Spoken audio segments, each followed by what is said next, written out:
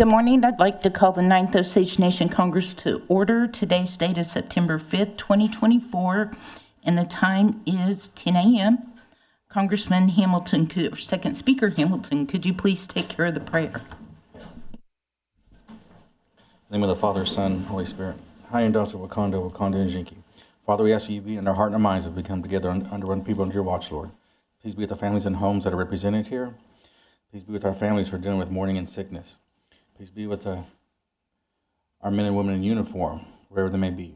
All these things I ask in your precious name, Jesus Christ. Amen. Go Bucks. Amen. Thank you. Next, roll call. Congressman Bighorse. Congresswoman Goodfox. Present. Congressman Hamilton. Here. Congressman Keene. Present. Congresswoman Lemon. Congressman Maker. Here.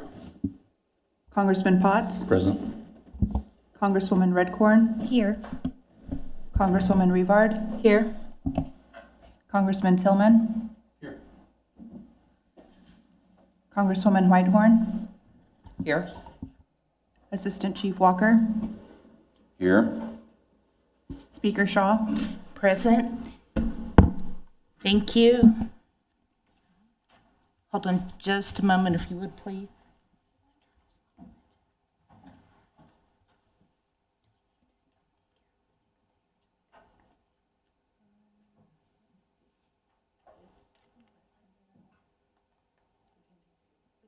Okay. It's not on the agenda. Not on the agenda. If it's not on. Thank you for your patience. We noticed that the reading approval of the journal is not on the agenda. We'll take care of that on the next day, and we'll do two of them. I do understand that it has been sent out to the members. So next on the agenda, reports of select committees.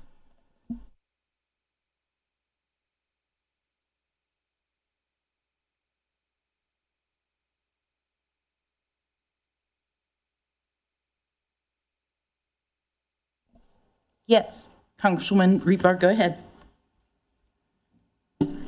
Okay, thank you. Good morning, Speaker. Good morning, Assistant Chief and colleagues and everyone in attendance.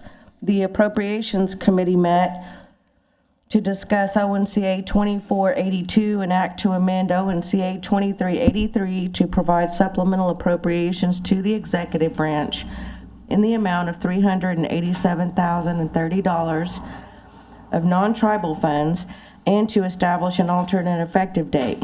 I am the sponsor, co-sponsor, Congresswoman Redcorn. Final committee action is a do pass. Voting yes, Bighorse, Hamilton, Redcorn, Rivard, Shaw, and Whitehorn. We also met and discussed bill number ONCA 24-83, an act to amend ONCA 22-94 to provide supplemental appropriations to the executive branch and non-tribal funds in the amount of $53,303 and to establish an alternate effective date. I am the sponsor, co-sponsoring Congresswoman Redcorn. Final committee action do pass. Voting yes, Bighorse, Hamilton, Redcorn, Rivard, Shaw, and Whitehorn. Thank you, Congresswoman. Next, we're on reports of standing committees. Congresswoman Rivard. Thank you. Commerce, Gaming, and Land met, and we discussed the appointment to the Osage LLC of appointee Scott Johnson. The date of the meeting was on September 4th. The final committee action is that the candidate is qualified by education, experience, and there are no ethical or legal barriers to service. Voting yes, Bighorse, Goodfox, Keene, Rivard, Tillman, and Whitehorn. Thank you, Speaker. Thank you, Congresswoman. We're now on. Yes, Congresswoman Goodfox. I move to place Scott Johnson on the next legislative day for a vote for confirmation. Second.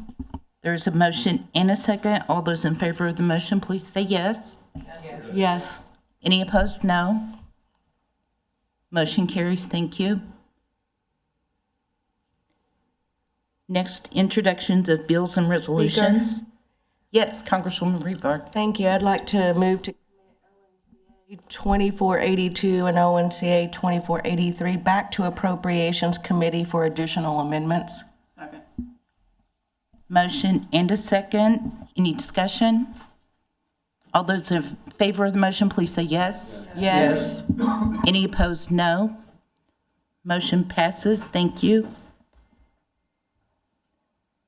Introductions of bills and resolutions. Congresswoman Good Fox.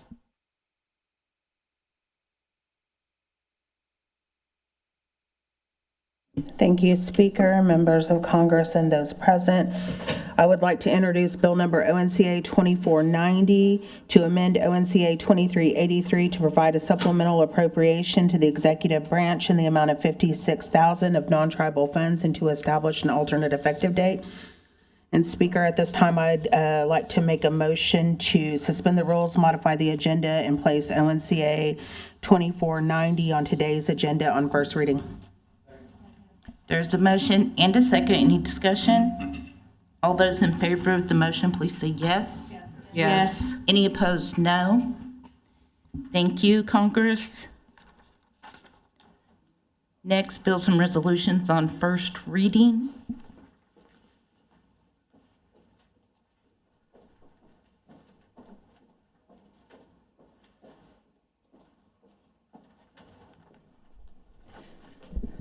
ONCA 2489, an act to amend 15 ONC as section 1A 105 to return the deadline for submission of budgets to July 15th and to establish an alternate effective date. I'm the sponsor. Thank you.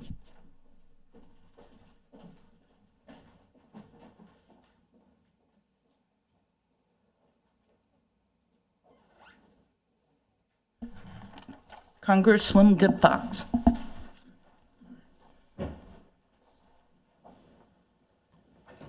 Thank you, Speaker. Reading end ONCA 2490, an act to amend ONCA 2383 to provide a supplemental appropriation to the executive branch in the amount of $56,600 of non-tribal funds and to establish an alternate effective date. Thank you, Congresswoman. ONCA 2489 will be assigned to GovOps. ONCA 2490 will also be assigned to GovOps. We're now on motions and notices. Congresswoman Good Fox. Motion to enter into committee of a whole for discussion of ARPA projects. Motion and a second to enter into committee of the whole for discussion of ARPA projects. Any discussion? All those in favor of the motion, please say yes. Yes. Any opposed, no. Okay, thank you, Congress. And I believe that everyone has received a spreadsheet that was distributed by our budget analyst today that lists each of the projects, which we will go over, hopefully in enough depth for us all to understand exactly where we are at this point. I think it's really important. I wanted to make note also of a memo that you have on your desk from Mr. Zahn to Chief regarding the funeral home. So I'd like you to take a look at that, make note of it, have it handy, so when we enter into that discussion, we'll be able to have the same information and have a good discussion on the funeral home. I know it's a hot topic. We've had a lot of discussion from our constituents. We've had, of course, amongst ourselves, so I'm excited to be able to talk about it. Mr. Zahn.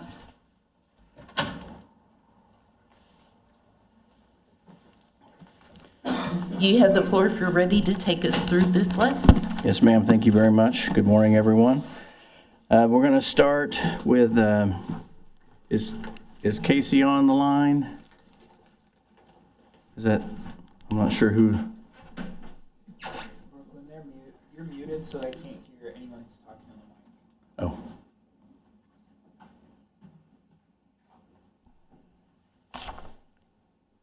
Could you please identify The 7281 number, Mr. Johnson, is that you? I'm on. Okay, thank you. Okay. Hello. We hear you. Okay, we're starting off with senior housing, Hominy. Casey? Okay, so right now, as it stands, we have approximately $1.8 million remaining on that project. But we're going to need approximately $340,000 amount to finish or to build a maintenance shed. So that would mean there is about 1.5 million left, roughly 1.4 and some change.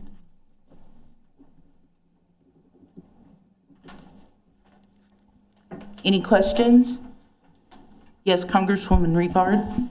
Yes, thank you, Casey, for joining us today. So on this particular project right now, I was wondering, when is everyone moving in? Is there a move-in date? So we don't have an exact move-in date yet. We were waiting on the city of Hominy to complete their sign-off on the last lift station. Once that is done, we will coordinate for a ribbon cutting and move-in. So that should happen in the next, couple weeks. May I continue, Speaker? Yes, you may, Congresswoman. Okay, thank you. Also,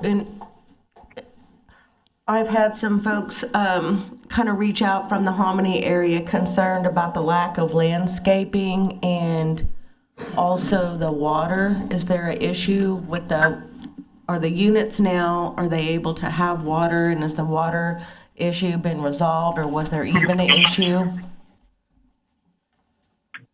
To my knowledge, the last information I have is we're good to go. The landscaping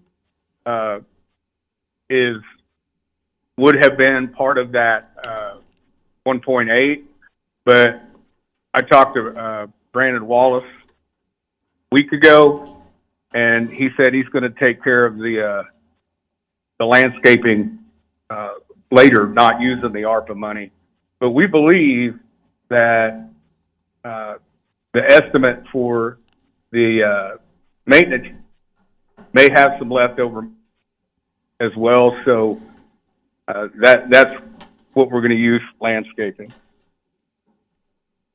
Continue. Well, thank you. So what kind of funds then out of housing, would it be concluded in the IHP, or is it going to be used with NAHASDA funds, tribal funds, or what type of non-tribal is he suggesting? He didn't give me the details on that, but we have NAHASDA funds and different funds that we can use for that kind of thing.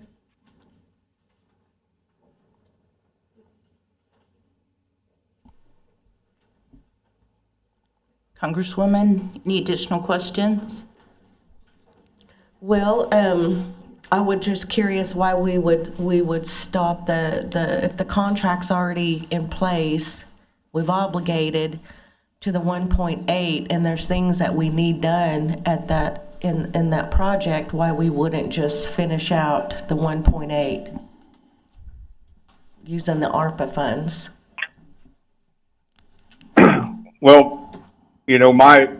what I'm supposed to be doing is saving as much of the ARPA funds for other projects as possible. I use it. I don't mind that. That's fine with us.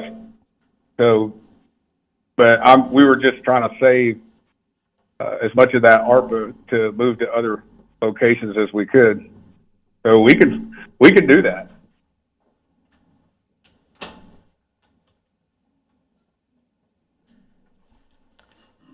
Congresswoman Whitehorn. Thank you, Mr. Johnson, for being here. So my question is, when you say you save the ARPA funds for other projects, are those other projects that are already in the cycle of appropriation and needing to be completed, or are we going to hear about new additional projects today? No, ma'am, no new additional projects. If you look at your spreadsheet,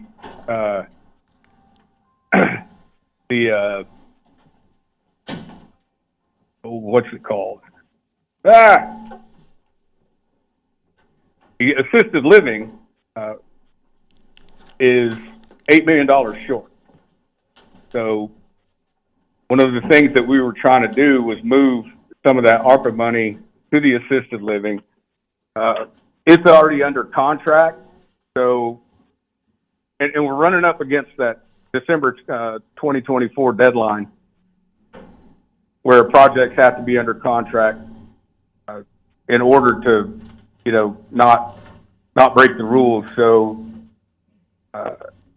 that 1.3 or whatever we moved from senior housing can go to that project and try to get us to 8.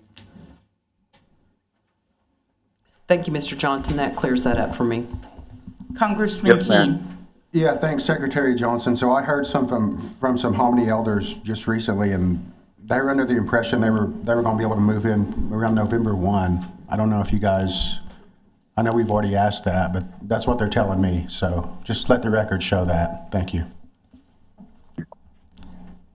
Madam Chair. Yes, go ahead.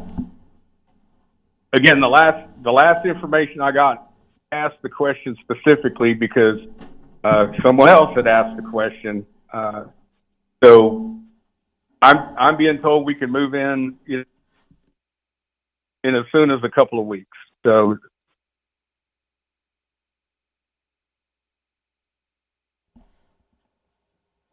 Congresswoman Rivard. Yes, thank you. Casey, so the fire marshal is signed off and everything's good to go. They're ready to move in a couple of weeks, you believe? that's the last information I received, Congresswoman. Okay, and from whom? Is that the? Kevin Hale, the owner's rep at Okay. One Art, he's assisting with all the ARPA projects. Wonderful. Is he here? Could we get? No, ma'am, he's not. Could we get him on the call as well today, since he's the owner's rep? I can work on that. Okay, should we recess, speaker, or do we just move on, or how do you want to proceed? I think that we can do either way, whatever the body prefers. We have several projects to talk about. It may make sense to go ahead and move on to the next one. Okay, I'd like this day to be a day not full of I don't know. I'd like to really get the people here so we can keep moving throughout the day. Why don't we take a recess then if you'd like to make a motion? Casey, do you think can you get him quickly, or? Go ahead and move on, and Casey, if you could, just get him on and share the Zoom link, please. Okay, Mr. Johnson, please go ahead and work on that, and we will move on. Next is infrastructure for Pawhuska. Mr. Zont. Yes, ma'am. I'd invite Craig. Would you like to speak to this? Okay.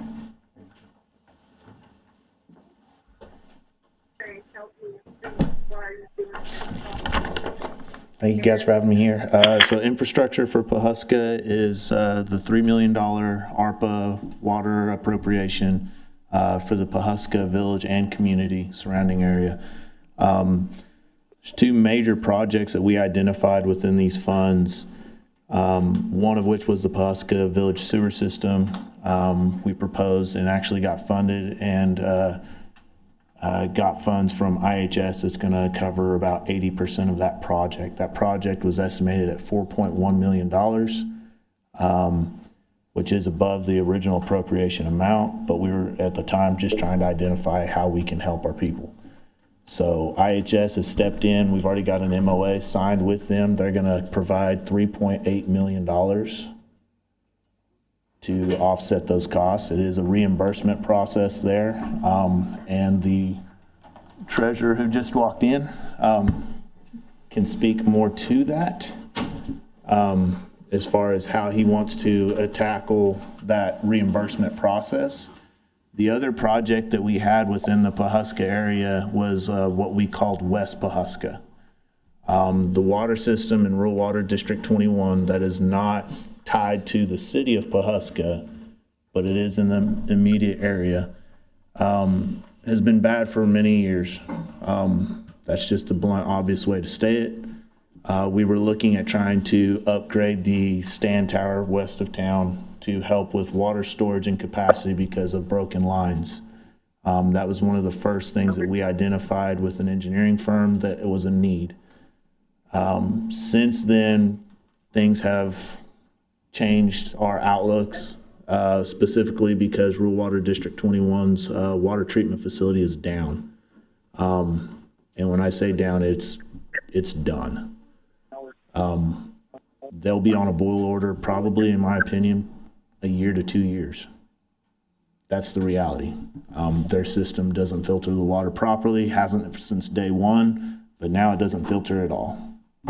So that's some of the adjustment I'm trying to make. That's more of a last minute adjustment. We've done all the work. We have a bid packet ready for the upgrades to that tower, but it's pretty much pointless if you can't provide adequate water. So that's where Pawhuska's infrastructure ARPA appropriation is currently right now. Congresswoman Rivard, then Congressman King. I'm sorry, who is that? I'd like to get in the queue, Madam Chair. Yes, thank you, Congressman Bigors. Congressman, thank you. Thank you, Speaker. My question, Mr. Walker, and thank you for that information on the reimbursement piece of it. Would like the treasurer to speak to that because I appreciate IHS and the 3.8.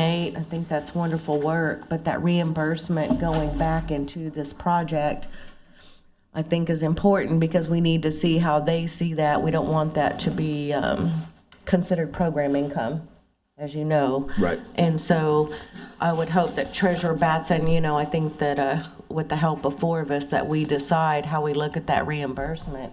I don't know that that's something that's allowable, and if it is, good, but if it isn't, what would be the next option? Okay, I did speak with Brittany from Forvis about this, and she said the best way to do it would be to fund it with a tribal appropriation instead of ARPA, so you wouldn't have the restrictions on the program income.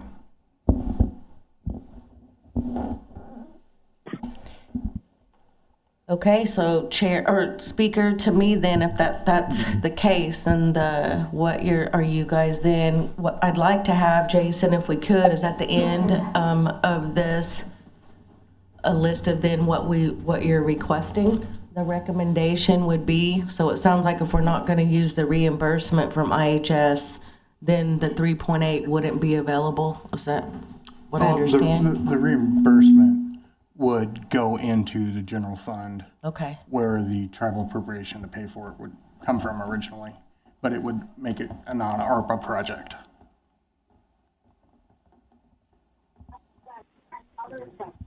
Congressman King. Yeah, thanks, Mr. Walker. So if you had a magic wand, how much money would it take to basically alleviate all these water issues in and around Pawhuska? Just a ballpark estimate. Just for Pawhuska? Yeah. So I'll step into whenever we first looked at West Pawhuska, just West Pawhuska alone.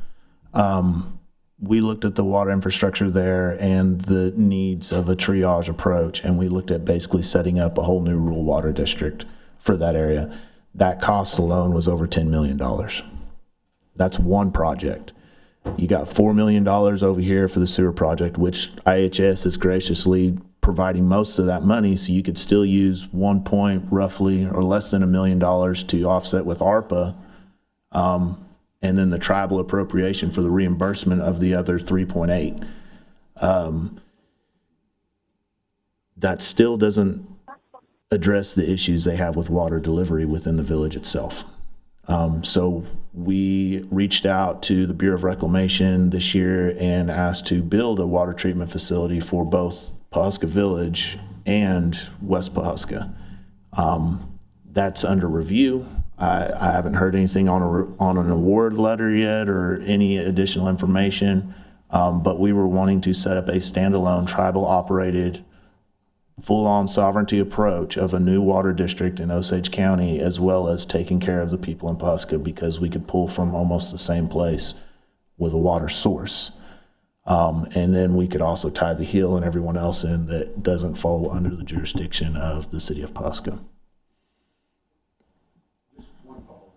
Congressman King, go So ahead. I'm glad to see the village project going out for bid already. Do you just have an ETA of when that'll be actually complete? We will have the village project with the sewer project at 4.1 estimated. That project's out for bid. It's a 30-day bid process. So we're looking to have a contract executed by the end of early October, basically. Thank you, sir. Thank you, Congressman King. Does that complete your? Okay. Next, I have Congressman Big Horse. You have the floor.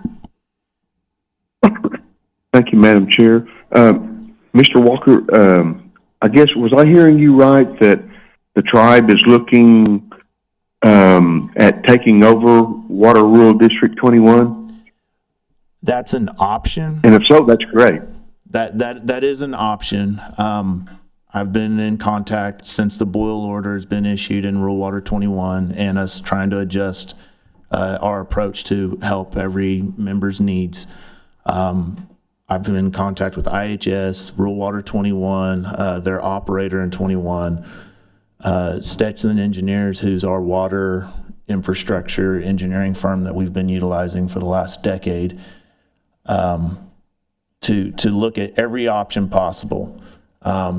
Currently, right now, Rural Water District 21 is suggesting a more or less a compacted just treatment facility to replace the one they have. Their major issue isn't just the treatment facility being down, it's the source of water. So there's some options there that I think the nation can leverage to help assume that control.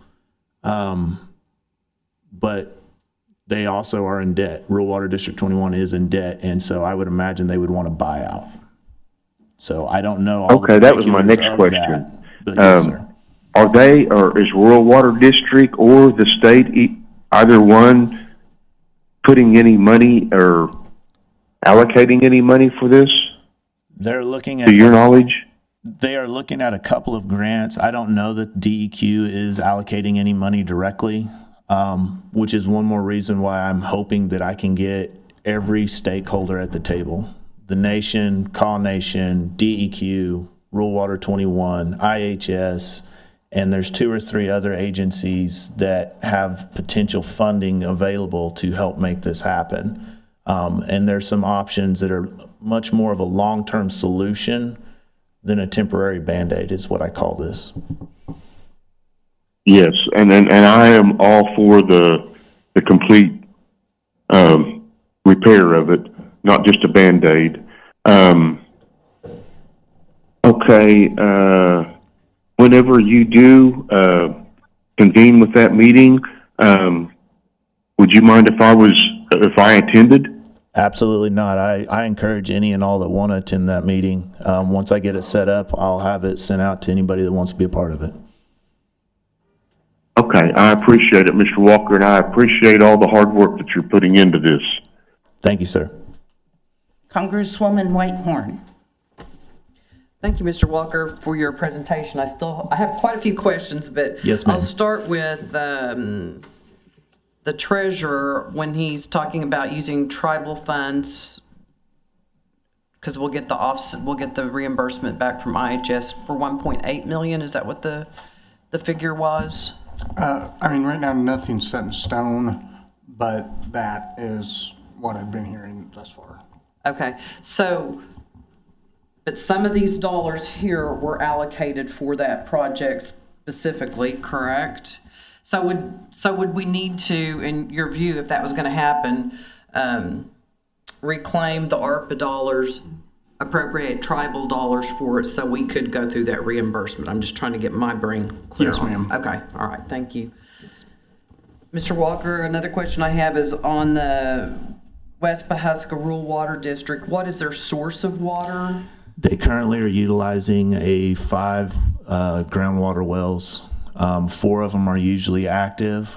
Those wells pull out of an area around Newkirk.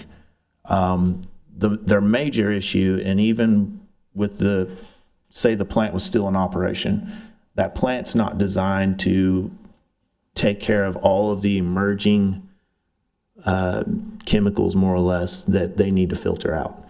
Manganese is one of them. They have a high manganese level in groundwater in that area. And because of that, the treatment facility that they had selected back in the 70s was not equipped to handle that and never has been. So you can't just put a conventional water treatment facility out there. You have to have a specific type of filtration system to handle that, to actually process the water properly. Understood. So is the quantity of their source enough to carry that district right now? Do they need any new wells or additional wells? I don't believe they need new wells. I think they need a new source because of the water quality, not the quantity. Okay, all right, thank you for that. So I also have another question. I'm not real clear, and maybe you could just tell me again. What projects are in the infrastructure Pawhuska for this, is it $1.8 million? Or $3 million. How many projects are in that $3 million parcel of money? Technically, it was just a blanket appropriation to the area, and we went in and identified our priority listings for each district and the communities within.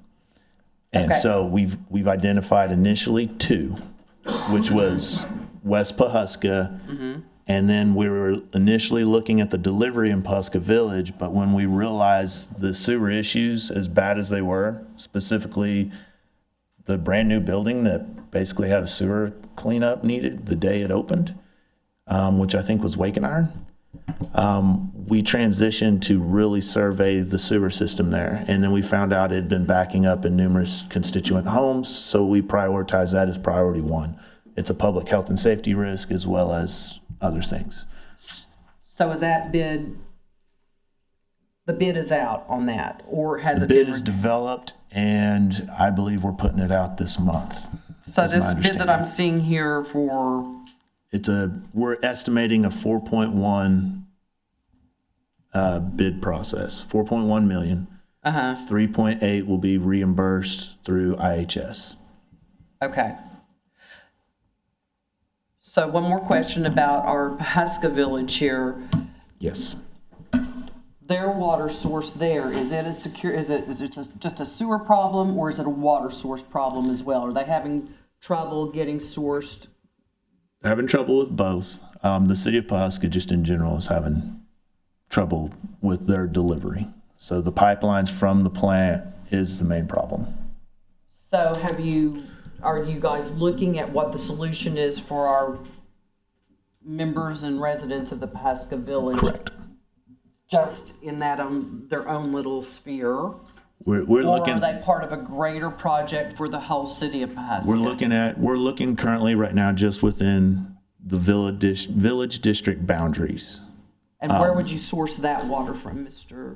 Walker? If I had a perfect world, I think the source is great. Bird Creek's a great source for water, which is where the city of Pawhuska gets theirs. It's the delivery. So, in a perfect world, if we could build the treatment plant right there where I'm hoping that we can one day get funding for, and we tie a pipeline that goes up the hill to campus, down the hill to the village, would be the ultimate solution. It'd be a standalone, tribally owned, full-on Osages, supplying Osages with water. Directly out of the creek? We'd have wells just off of it. So it'd be out of the alluvium of the Bird Creek. Okay, thank you. Yes. Thank you. Congresswoman Redcorn? Thank you, Speaker. Okay, so I'm just going to look at the little chunk of that appropriation. I'm trying to make a list, of what's unobligated and kind of is fair game. So that, I hope you know where my head's going with these questions. Yes, ma'am. So we appropriated, like you said, the $3 million, and I see that 1.19-ish has been used or obligated in A&E and professional services. So is that spent already? Yes. Okay, so what is remaining on that project and completely unobligated is the 1.8 and some change, correct? I believe so. Okay, and so I'm just trying to wrap my mind around what your needs are gonna be as far as the tribal appropriation for the whole sewer system, which still leaves the $1.8 million, but it doesn't even sound like that's even a drop in the bucket or usable in the sense for the rural water district issues. I'm not Not in the going to time say frame, I guess, that we have. correct to an extent. If the tribe decided, you know what, rural water district, they're asking for 1.1 for this compacted treatment thing that basically replaces the existing. If the tribe said, you know what, that's fine, that's what we want to do, we'll support you, it's $1.1 million. From my personal standpoint and my beliefs, I believe that's a temporary Band-Aid, and I don't know that that's the best investment of how to fix this problem. They're going to continue to have water problems there, and that's going to be tough. It's not my decision to make.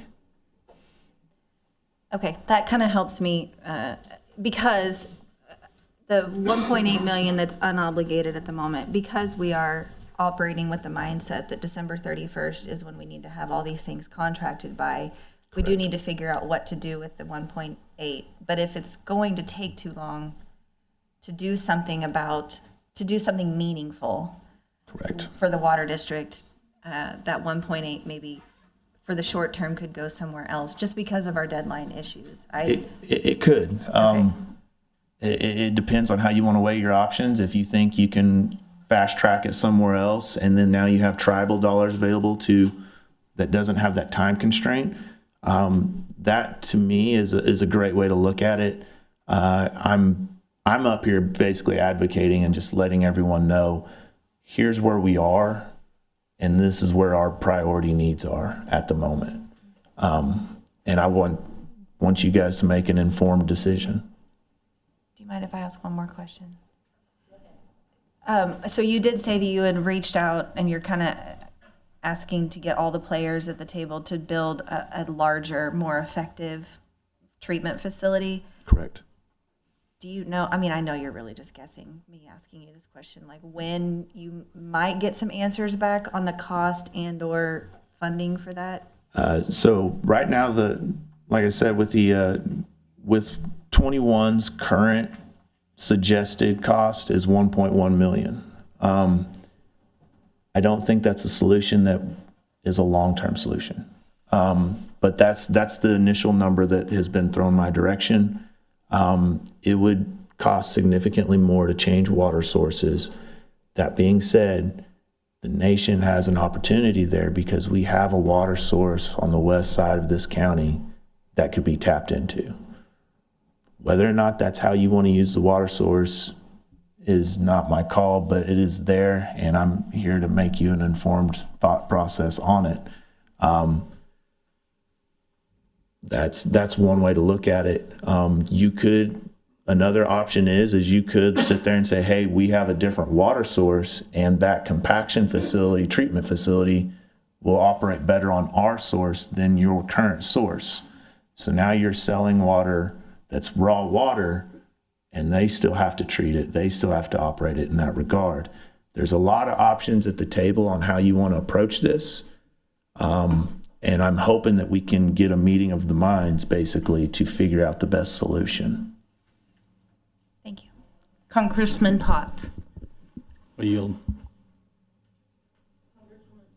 Congresswoman Good Fox.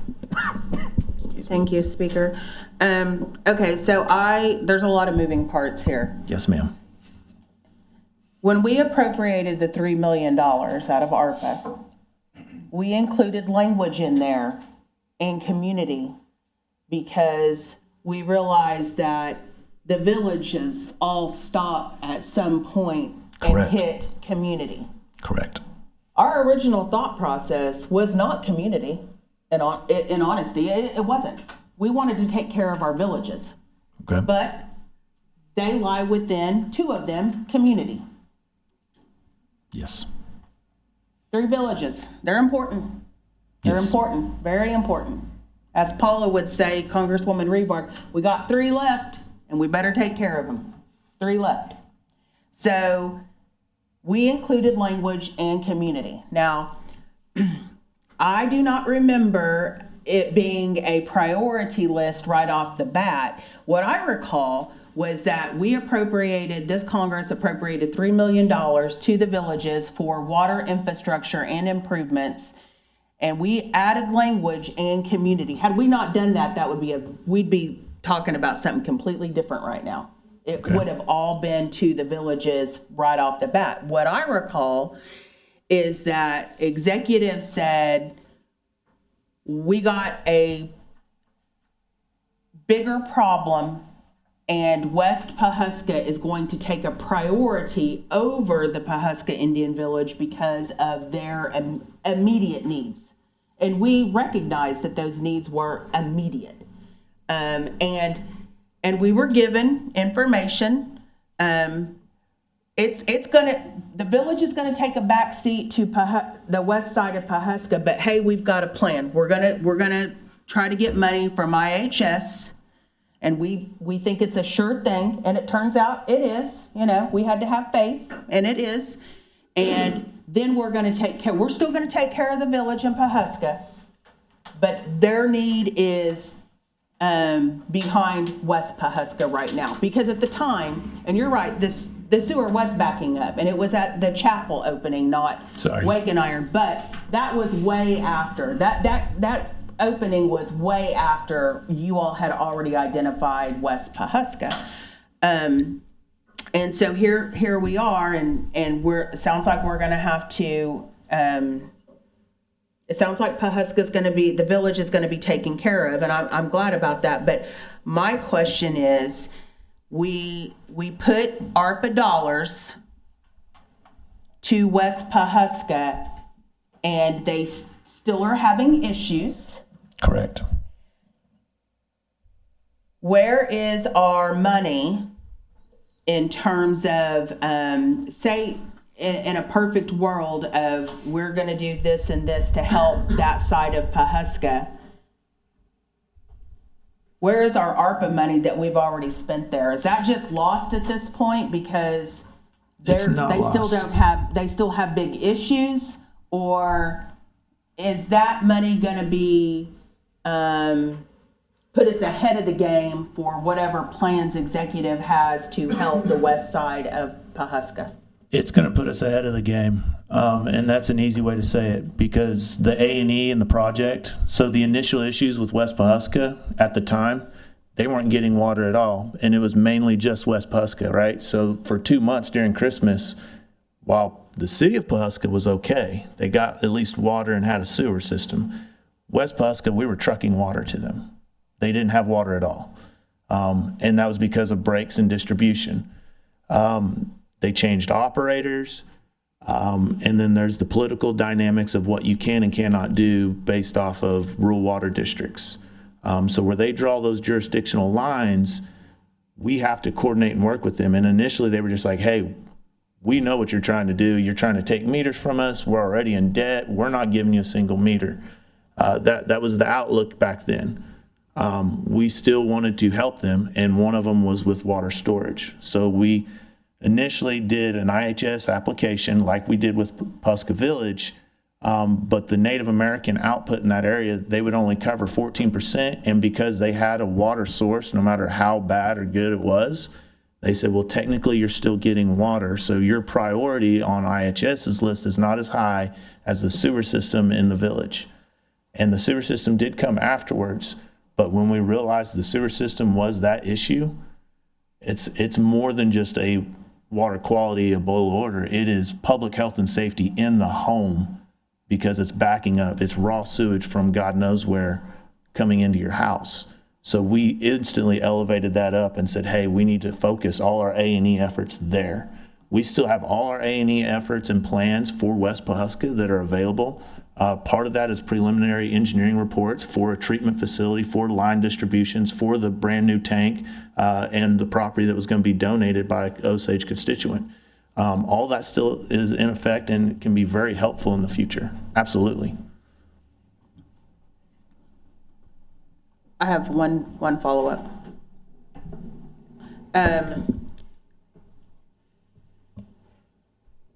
So, I mean, we're, it's just a room full of people and a room full of workers and decision makers. We've got water issues all over the county. Yes, ma'am. I mean, agree. all over the county. Pawhuska and Homony's recent water issues and our appropriations to those cities for assistance were not the first. Assistant Principal Chief and Congresswoman Whitehorn and myself and Congressman Maker were on Congress when we made a donation to Winona, and that was 8-9 years ago. And we have issues further north of Pawhuska. So when I hear that the nation is looking at a long-term big picture of water, it needs to be countywide. I agree. And that's what I've got to say about that. It needs to be countywide or not at all, because we have issues all over this county. Yep. I don't disagree with you. I will say this from a countywide perspective. Rural Water District 21, if you look at acreage, that's 1/4 of the county. It's the entire northwest quarter of this entire county. Now, there may not be the largest population, but if you're looking from a countywide aspect, you are covering 1/4 of it by taking over one district. Congresswoman Revard. Yes, thank you, Speaker. And thank you again, Craig. And that was, so let's talk about the location again. And I'm glad that you brought that up, Congresswoman Goodfox, because I wanted to mention, the intent, or my intent on that vote, was that we were going to address the villages which are described in our Constitution, not necessarily, just west of Pawhuska. So I appreciate your comments, because our jurisdiction is also described in our Constitution. Mm-hmm. So we do need to look at it at a big picture. But I will say that that the bid is out now for Pawhuska Village, when I thought that was the priority. Yep. We're just now bidding out to take care of the village, because it sounds like our focus has been west of town. And I'm not saying that it doesn't need to be, because there's a lot of Osages west of town. There's a lot of natives, but there's also just a lot of people. This is a community problem. So where's the other part of that? And I don't want to sit here and talk about the city of Pawhuska all day, but what is the county and the city doing? I mean, we're sitting here saying this is a big problem, but where are they? I can't speak on behalf of entities that I don't represent. I can speak on behalf of what I know and what I've been a part of since day one within the Department of Natural Resources. And in that regard, since day one, we have taken surveys of every district, and that came first. We did water assessments and surveys on every district, and that came first. Could you please send us a copy of those? The Or surveys? at least get them stamped into Congress, so that if we'd like to look, that we could see as well? At the surveys? Yep, Yes, please. absolutely. I mean, get- any assessment that we pay for, Sure. any assessment that I feel like that would be good if we get it stamped in and we have it available to us as well. Thank Yes, you. ma'am. Absolutely. Any additional questions regarding the Pawhuska infrastructure? Speaker, I would like to know, Treasurer, then, before we move on, what is your recommendation on this? You're saying that, so are we just gonna do it tribal? Is that what I'm, Yeah, Brittany will be able to get more into it, but yeah, okay, thank but you. based on my conversations, yes, my recommendation is to go tribal and leave ARPA out of it. Thank you. Thank you. Just note, you referenced Brittany from Forvis. She's going to be on from 11:30 to 1. I understand. Is that what you understand? Okay. So we may need to come back to some of these discussions at that point. Congresswoman Whitehorn, then Congresswoman Goodfox.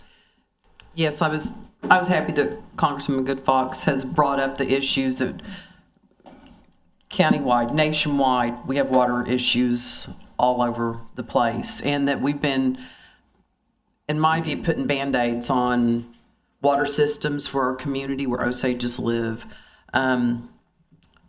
Just while we're talking on it, it's really probably not ARPA related, but I just want to say that I think that this body and our DNR department, this should be a priority. The infrastructure of these communities, it's going to keep aging.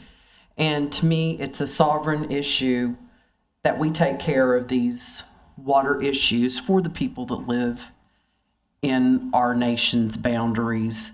It shows our use of being good stewards of our water systems, of our water sources here, of the conservation efforts that we try to put forward. And to me, it's just forward thinking. Otherwise, if this nation or our local governments don't step up to the plate, you're going to have private industry coming in here and trying to patch up our systems, and then we lose control of our resources. So I just want my colleagues and the department to keep it in mind. As far as I'm concerned, I think this should be like up in the top 3 priorities of the things our nation takes care of for our people locally. Thank you. Congresswoman Good Fox? Well, and I'm in agreement that it needs to be a priority, because now that I'm sitting here looking at Assistant Principal Chief, when we appropriated these dollars to the villages, we actually went back and took a little out of Gray Horse, Hominy, and Pawhuska to help Barnstall. And that was something that he felt needed to be done. We didn't disagree. We backed out money from each one and said, yeah, Barnstall lies within the boundary, and they need help. But I want to see big picture too. Yes, ma'am. Because at this point, now we're going to appropriate more to Pawhuska out of tribal dollars and to the tune of 1.8, when we identified 3 villages and Barnstall to get a few $1,000,000 each, right? 3 million. I can't recall what Barnstall was, whether it was 2 or 3. It was 3. Okay. So we initially were going to appropriate $4 million to Pawhuska, Hominy, and Gray Horse Village. And Assistant Principal Chief brought up a good point. He knew what the needs were, and we said, okay, we're going to take $1 million out of each one of those. We're going to appropriate it to Barnstall. And now here we are, 2 years later, and we're hearing we need another 1.8 of tribal money to help Pawhuska. And what we're doing is we need big picture, and it needs to be countywide. And before I keep voting for donations, I'm going to have to vote no for things at this point, because we are here every single year, and it's just they're not permanent solutions. But we've spent $9 million right now just out of ARPA, actually more than that, and need an additional 1.8. And we still don't have big picture, because we gave each village $3 million. We gave Barnstall $3 million, and now we're going to have to appropriate a little bit more. And I want to see big picture. And this is, I don't disagree with big picture, and I love the idea, because our department works countywide with all of our programs. We really do. With that being said, on the 1.8, it's 1.8 of tribal dollars, but those ARPA dollars that we're not spending is going to be able to be used somewhere else. Okay. And then we've leveraged our ARPA dollars in a matter that we took your 9 and expanded it to $12 million in funding. We haven't got to Gray Horse yet, but Gray Horse, we use Bureau of Reclamation funds to fix the intertie, to IHS funds put in a brand new lagoon. By the time we're done this year with Gray Horse, almost everything out there is replaced, except for the distribution lines. They'll have a brand new booster pump, water volume, water tower.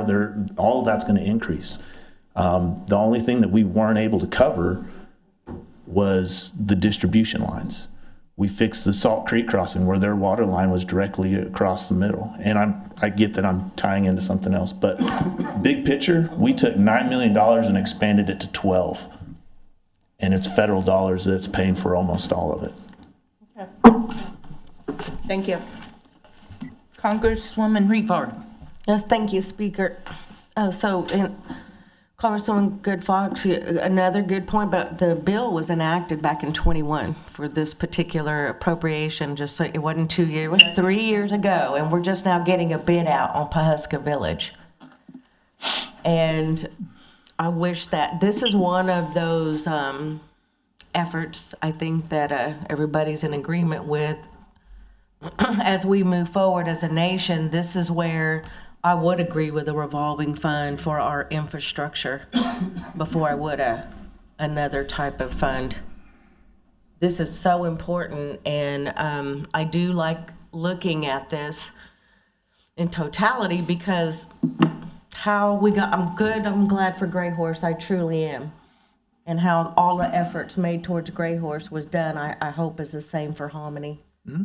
And the same for Pawhuska, because it's sounding like Pawhuska's just now getting bid out from August, and I understand you all have to figure out what are the problems, but it sounds like to me, yes, if you had to prioritize or tell us what is the biggest problem right now in this jurisdiction, would you say is it sewage or water?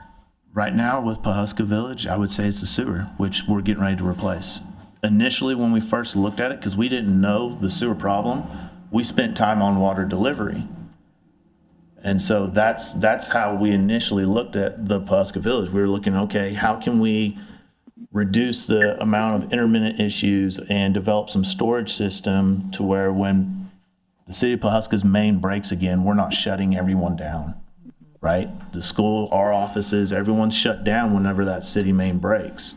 So we looked at things that we can control and assert sovereignty over. The sewer system was the easiest one for us once we realized that was the essential emergency need.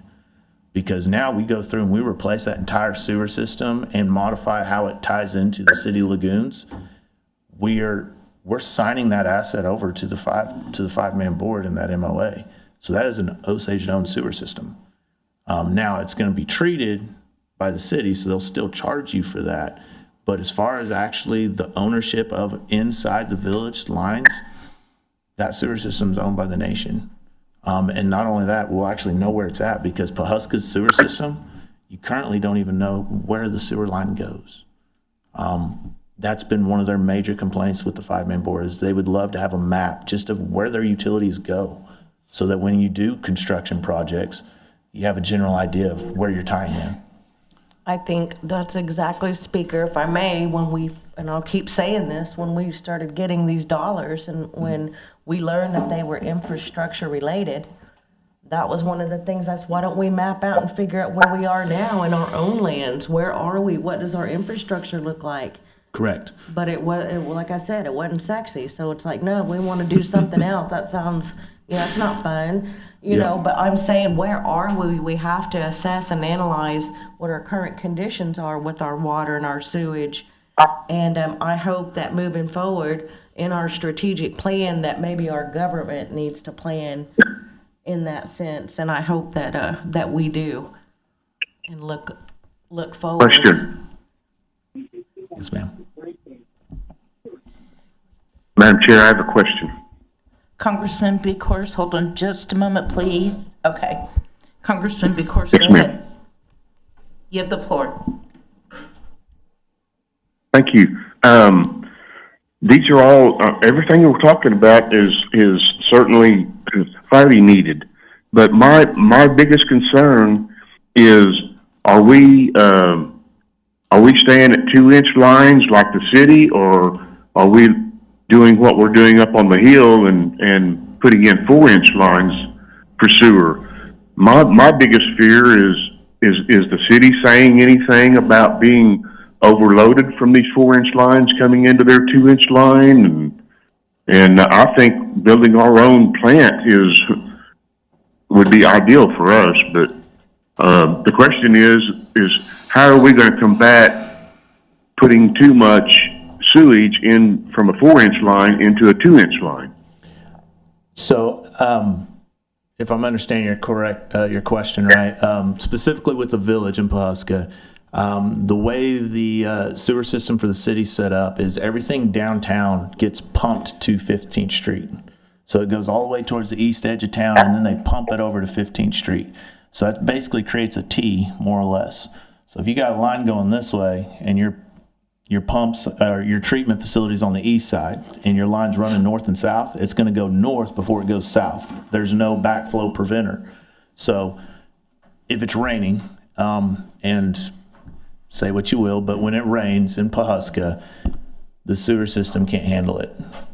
It can't. It can barely handle where it's at as it is. They can't handle it.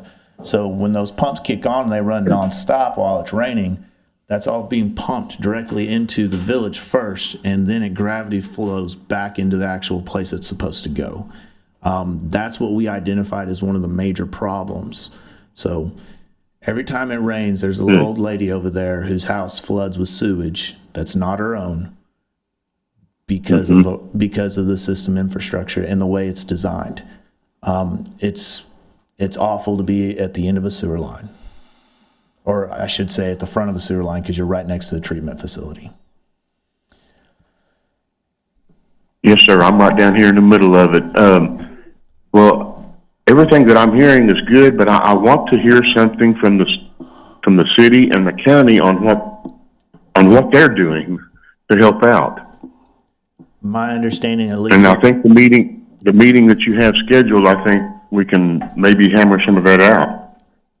I don't disagree. The meeting that I'm working on scheduling is with Rural Water 21 specifically, but we can set up meetings with whichever district, cities, and different infrastructure stakeholders that you guys would like. I'm more than happy to do that. With Pawhuska's in the village, because it's a separate system from 21, my understanding basically more or less is that the city doesn't have any money. I mean, that's why they came here and asked you guys to fix their sewer problem they had behind Family Dollar. So that's my interpretation of where the city's at.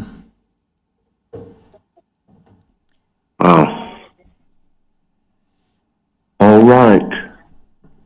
Thank you very much. Yes, sir.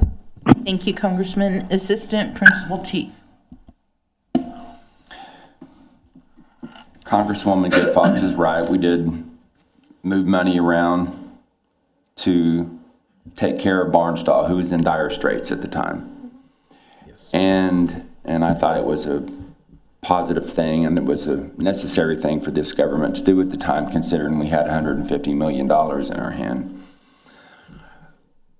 I do recall having discussions, and I've said it whenever I sit in one of these seats, and I've talked to the former speaker, Pratt, about it. It was like there were discussions about dedicating all of our ARPA money, or nearly all of it, to water and sewage. And that's what I advocated for. But it was a typical, and we're all guilty of it. I'm not criticizing anybody. All of these things that we've done are positive. Social services, food sovereignty. I mean, you know, just the list goes on and on and on. But I started not to even say anything, but I did just want to mention, you know, that you brought up Barnstall, and that's why we did that, and we agreed as a body. I think it was a 12-0 vote. And Craig is right. You can't just go fix a line out at the village and then upgrade it. It starts at the source. And so we're kind of chasing our tail a little bit when we go to appropriating money without starting at the root where it comes out of. And then when you get into discussions about rural water districts, that becomes complicated because those are controlled by boards and they're profitable. Some of them are anyway, some of them are not. The one in Sky 2 definitely is. So I don't really know what my point of this is. I just wanted to clarify a few things and shed some light on my perspectives on this. The infrastructure in our local communities is only getting older. It's already a century old. And you can't just necessarily, or you shouldn't just necessarily go in and fix a sewer line. While you're there, while you're tearing up the road, you need to go ahead and fix the water line at the same time, or vice versa. So it's a prioritization deal, and to be honest, we're very blessed to have the amount of money that we have to provide the services and provide the benefits to the people of this county. I remember whenever I started working here, we had $250,000 from bingo.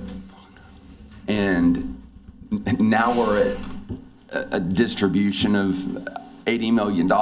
So it's a prioritization deal, and that's why we have a 3-branch form of government. And just a little perspective, I mean, we're doing great things in spite of ourselves at times. I'll just say that. Thank you for the time. Thank you. Congressman Tillman. Thank you, Madam Speaker, and thank you, Mr. Walker, for being here with us today. I know we're talking infrastructure, Pawhuska. We've talked a little about the infrastructure, Fairfax and Hominy. There's been a lot of information, and all I'm looking at is a spreadsheet. And what I'd like to respectfully ask the Speaker to request a narrative from Mr. Walker to cover the points that we've talked about today.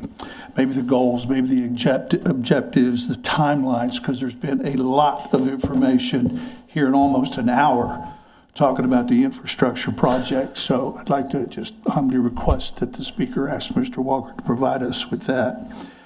And also, these ARPA funds that we're redirecting, I know there's been talk about the obligation has to be completed by the end of the year, but that may be extended.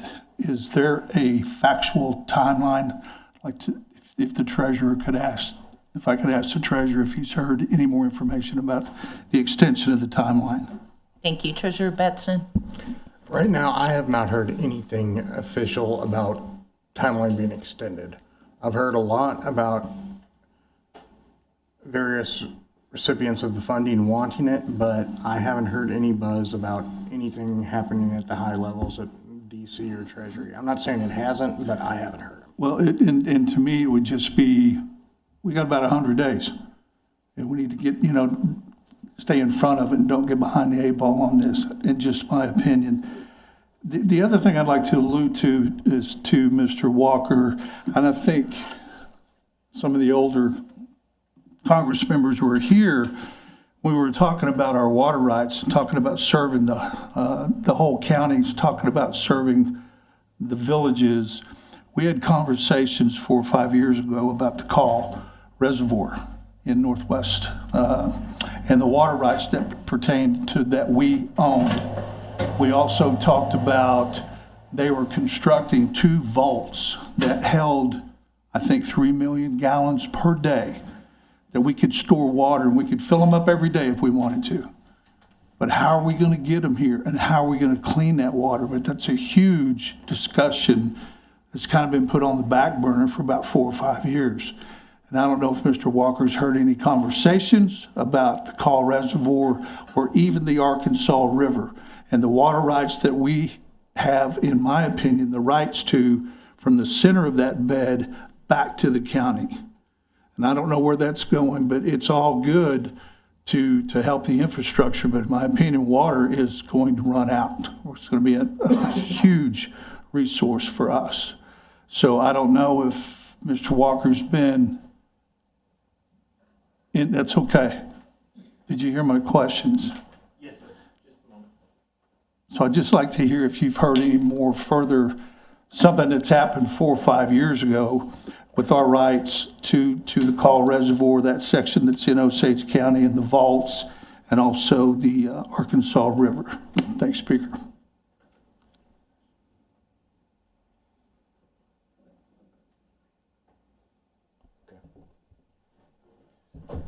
Sorry, I just wanted to make sure I don't say something I'm not supposed to, per se. You know, executive session, different things, depending on what it is. So, if I understand your question correct, and correct me if I'm wrong, what are the effects of our vault system that was established over there that's associated with the Call Lake? Is that the primary aspect of it? That's part of it. Go ahead. Okay. So, yes, I believe it refers back towards the Enid pipeline that came through. So we had a pipeline company in the city of Enid reached out to us, and we negotiated basically two stub outs. And I don't remember the exact amount of water that each stub out is allocated to provide, but those are Osage Nation owned stub outs. And that was the water source that I was referencing as far as a potential option for Rural Water District 21 as a long-term solution. Those are 100% owned by the nation. We have an engineering firm that is helping to do various feasibility studies and the proper means of utilizing that water. There are other interested parties with that water source. Specifically, off the top of my head, would be the city of Bartlesville. City of Bartlesville would love to basically run a pipeline across the Osage County and tap into that source as well. So that's why I said that those stub outs are an option and not the only option. And how we choose to use those stub outs is 100% the nation's choice. Does that answer your question? It does, and Speaker, if I may, those vaults are serving the city of Enid currently with the stub outs, correct?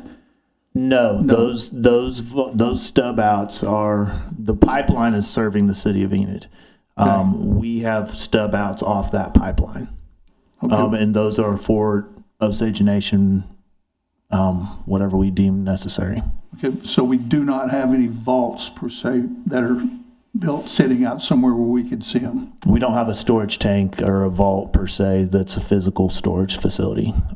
We have basically a tap on a line, and Call Lake acts as more or less your reservoir in your vault. So I don't remember how many acre feet are in Call Lake, but there's a lot.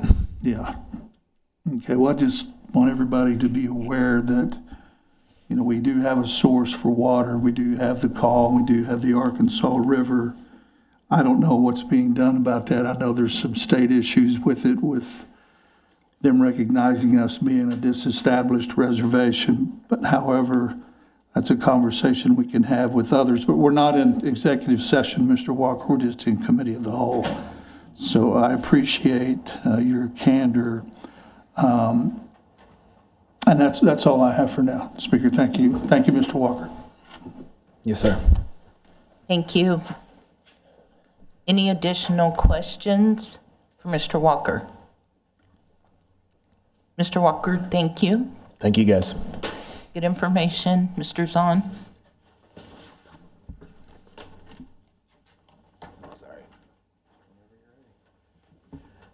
Madam Speaker, before we move on to the next one, I would request to allow Ms. Rebecca Motala to speak. She has some information she'd like to share with the team. Certainly. Thank you. Good morning. I just kind of wanted to emphasize and follow up on what Treasurer Batson has already discussed. I know Forvis, Brittany will be here to speak later today to kind of go in a little bit more depth as to the issue with using ARPA dollars as far as the entire program and the cost of it and how we need to move forward in that sense. When we were looking at this, it was one of the things that we brought up and had extensive meetings, myself, Treasurer Batson, and so Brittany Forvis is going to be able to elaborate a little bit more. I know there's a lot of questions as to why we aren't able to use that, and I just wanted to reiterate that we do have a consultant coming in to speak about that. Thank you. Mr. Zahn?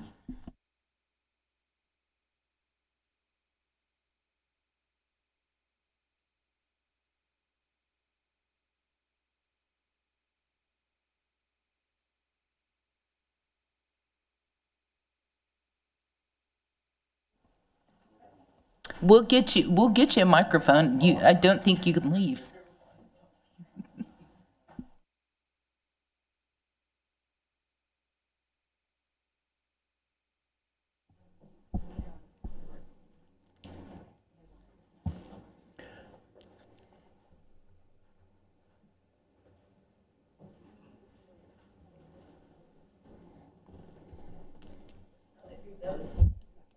I apologize. Go ahead. Yes, ma'am. Number 3, Senior Housing Fairfax. I believe Secretary Johnson is on the line along with Mr. Hale. Casey, you want to start off with that, please? Sure. Well, senior housing is complete, 100%. All monies were expended. It's full. That's really about all I got. We did just put in a new a greenhouse over here, so that was from a grant through housing. So that's pretty much it on Fairfax Senior Housing. Okay, thank you. Any questions? Okay, Mr. Son, Okay, proceed. moving forward. Number 4, the Gray Horse Infrastructure.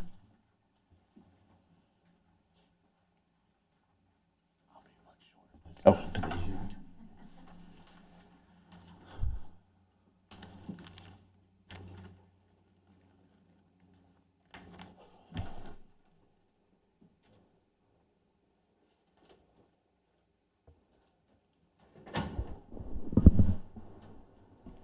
Yes. Congresswoman Goodfox. Thank you. Yes, I apologize. Well, let's hear what they got. Okay. Gray Horse infrastructure is similar to the Pawhuska infrastructure as far as the appropriation goes. It's a $3 million appropriation. We have leveraged those funds and utilized various grants, specifically primarily the Bureau of Reclamation, to help pay for the intertie fixing. We've already fixed the Salt Creek crossing, which I discussed earlier. That was a fairly significant project in and of itself. We've already got the contract out and awarded for the tank and booster station to increase volume and storage out there for the Gray Horse District. That will be the last project we have left as far as the infrastructure goes out there. And we fixed the intertie, which is their master meter chlorination station for that entire Gray Horse District. Congresswoman Whitehorn. So looking at the chart here, I see there's 1.6 unobligated funds. Is that accurate right now? As are the projects all completed? It's $1.6 million. What is remaining right now in unobligated funds for Gray Horse? That one is technically not all 100% completed. As I said, the tank and booster station is going to be the final piece of the puzzle, and we awarded that according to Claire Wood at procurement. We awarded that in basically a 2-phase contract. So they did an overall bid, and I don't remember what the final bid number was, but I think they needed some funds to finalize the entire project. So does somebody have the number that's going to be accurate after that goes out for bid from the 1.6? It's already been out for bid. So she talked to the person that got the award, the contractor that got the award, and they could do it in 2 phases as far as the project goes. The total cost of the project was $2.41 million. And so we were going to need an additional $770,000, I believe. I don't have the numbers exactly in front of me, but based off memory, I believe that's approximately where we're at. That would finish all the issues at the Gray Horse Village area. Congresswoman Goodfox. Okay, well, then am I the only, I'm not the only one because you're bringing it up, Congresswoman. We have, a part of this spreadsheet tells us 100% complete. 1.6 million in unobligated funds, but that is not an accurate number. That's not an accurate number because not everything's been 100% complete. So what, as we move along, and I keep, and sometimes I will go down to another item and start circling things as I've got questions, what are we to go off of? 100% complete or unobligated funds? Because it's not really, you're telling me it's not real, this is not a true reflection, is how I'm taking it. I didn't make the spreadsheet, I so know. it's hard for me to defend something I didn't Jason's create. on? But the data on there, as far as 100% complete, all A&E and the bid process, the procurement process, that's all 100% complete. The only thing that has not been completed is the actual construction, and my understanding is the 1.6, because I'm pretty sure this actually was during the bid process whenever we were creating this, or you were creating the sheet and asking for information. So we were still in the process of awarding and getting the actual bid itself. So that's the most current information that I currently have. Okay, well, then a follow-up. When can we expect the request for a $770,000 appropriation to come down to us? Based off the meeting that I had with Congresswoman Rivard and Congresswoman Shaw up at Executive, that we were looking at unspent funds. I think the game plan originally was to reappropriate some of the funds from one of the other places to cover it. From where? Well, if you have an unobligated sum, if you just stayed within water infrastructure, if you had unobligated funds from Pawhuska, you could move those over to finish that project. But that's not my decision.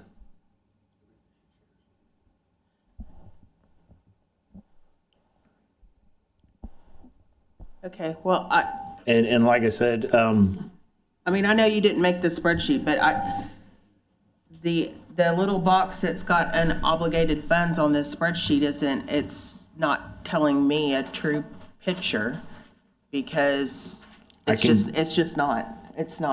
I can get with Jason's on, Jason it's not and telling me a update true it. picture, because we're showing 1.6, 100% complete, but now I'm hearing that there needs to be other funds out of other ARPA projects to be redirected to cover a box that's got, showing me that there's 1.6 million left. And I'm just, and this is directed at you, Craig. This is directed at Jason, because he's the chief of staff and he's standing back there. But Yeah. how am I to work off this, But we'll just have Jason? we'll have to update this. This is not my spreadsheet either, but Whose we'll have to work. spreadsheet is this? Chair, if I may, this spreadsheet is, sorry, Congressman Keene, for clarity, this spreadsheet is my spreadsheet. Me and Jordan, and we have been asking with executive, they've been working with us collaboratively to get good data for this Congress and for Chief. And we've been working there.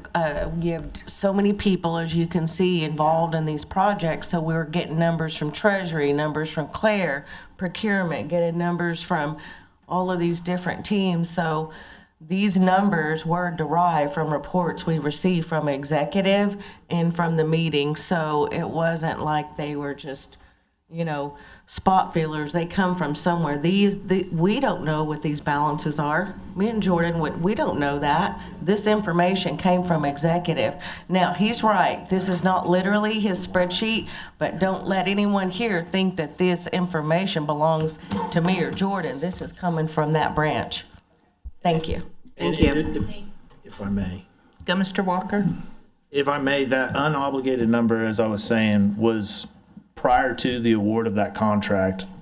We hadn't spent those funds. Those are technically, and so as we reported to fill in the sheet, that's what was unobligated until we got an award or a bid in, and we're trying to figure out how to utilize the funds that were appropriated, which is how Claire developed a two-phase contract to utilize those funds that were at the time technically unobligated.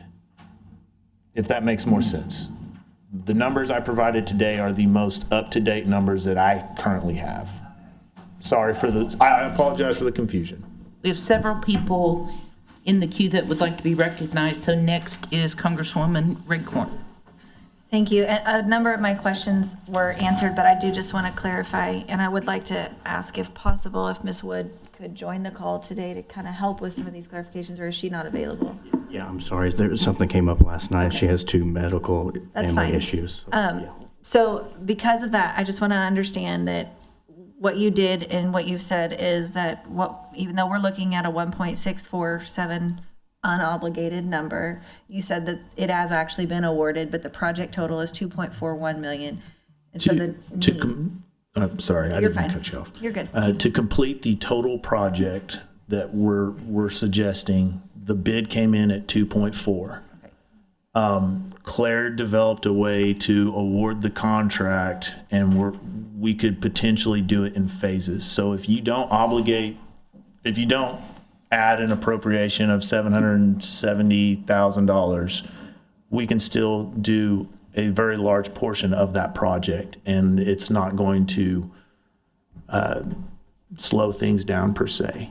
That's fine, because I don't know, It won't complete the total project, but right. it's like the master campus plan. You did phase 1, you can always do phase 2 later. Well, and that, like I said earlier, I'm trying to keep a running total when we're having these conversations. So at the moment, Yes, we've ma'am. got 2 projects that have unobligated things that need to go somewhere else, 1.4 and 1.8, and now we have a need of 762. So, but that's something that's under contract, so that helps with the deadline. So I'm just Yes, ma'am. want to make sure I got my numbers in my head right. So. Yes, ma'am. Congressman Keene. Yeah, just as a point of reference, so when I read this as 100% complete, I'm thinking construction's done, everything's completely done. So is that not actually how some of this is marked as 100%? I'm just needing clarity on that. Thank you. Madam Speaker. Yes, Rebecca, go ahead. Thank you. I think I can kind of answer a lot of these questions. The complete, when we're talking about the 100%, that's kind of the status of where it is, as well as the funding. When we're talking about unobligated funds, we're talking about funds that have not been in a contract. And at the time the information was given, it wouldn't have been in a contract. It is now. So what we're saying is, in this unobligated, it's at 100,000, and I believe what Mr. Walker is getting to is that he's likely going to need another 770,000 to complete it. So the information is not quote unquote wrong that came from executive. It's just the timeliness and when things came down. Now it's contracted. It's no longer unobligated. It is obligated. It is contracted. So I hope that clears up a little bit of the answers moving forward. If you guys have any more questions, please let me know.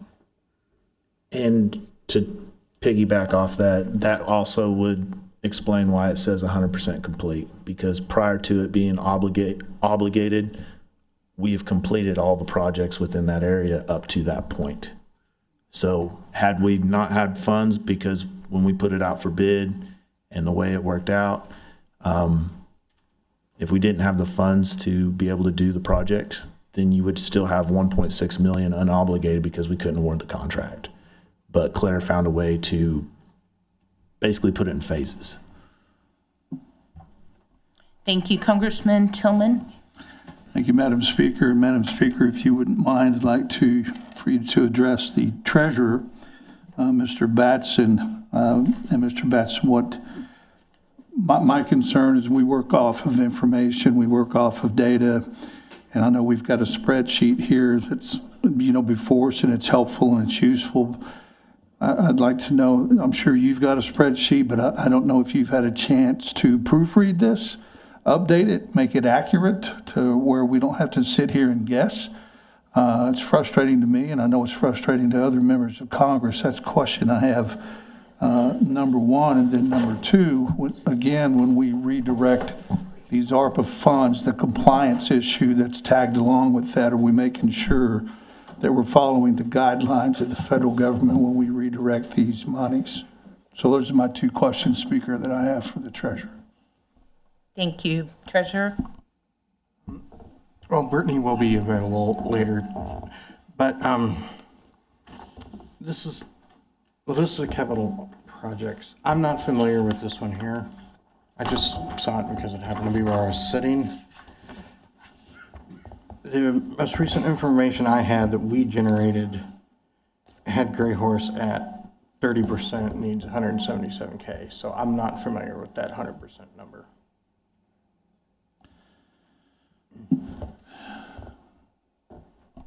Thank you. So, okay. All right, so we have a couple of different spreadsheets that have been used, and from what I understand, the one that our budget analyst has put together took information from the other spreadsheets. If we have different information, that's a problem. I think in order for us to be able to speak about this correctly, we probably need to take a recess and decide which spreadsheet we're going to use, because it's not helpful if we're looking at the incorrect information. So with no objection, we're in recess for 10 minutes, 15 minutes to the call of the speaker. Thank you.